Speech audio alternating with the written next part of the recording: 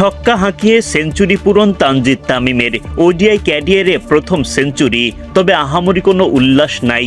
আকাশপানে তাকিয়ে রইলেন, সেজদায় মহান আল্লাহ তাআলার শুকরিয়া আদায় করলেন। ভক্তদের ভালোবাসা জানাতেও ভুল করলেন না তামিম।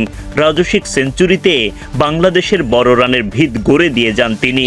এরপর লিটন হৃদয়দের ব্যাটে লড়াকু পুঁজি বাংলাদেশের ঘরে। সিরিজ নির্ধারণী ম্যাচে রবিবার মুখোমুখি হয় বাংলাদেশ ও পাকিস্তান। টস জিতে আগে বোলিংয়ের সিদ্ধান্ত নেন পাকিস্তানিরা। টাইগারদের হয়ে ইনিংস শুরু করতে নামেন সাইফ হাসান ও তানজিদ তামিম।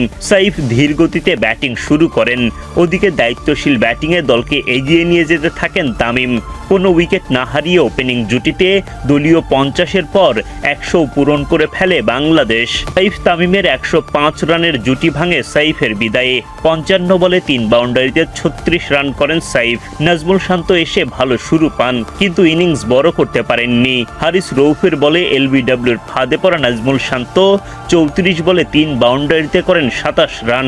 158 রানে গিয়ে জোড়া উইকেটের পতন ঘটে বাংলাদেশের। প্রান্ত থেকে উইকেট হারাতে থাকলেও অপর প্রান্তে তানজিদ তামিম তখন উড়ন্ত ফর্মে। চলতি সিরিজে তার দ্বিতীয় 50 তুলে নেন এই ওপেনার। এরপর সেঞ্চুরির দিকেও এগিয়ে যান তিনি। সেই লক্ষ্যও পূরণ করে ফেলেন তামিম। ছক্কা হাঁকিয়ে 98 বলে সেঞ্চুরির দেখা পান এই ওপেনার। তার এমন ব্যাটিংয়ে 22 গজে বাংলাদেশের দাপট চলতে থাকে। চুরিয়ান তামিম উইকেট হারান আবরার আহমেদের বলে, তবে বিদায়ের আগে দলকে সেরা অবস্থানে রেখে যান তিনি। 107 বল খেলে 6-4 ও 7টি ছক্কায় 107 রান করেন তামিম।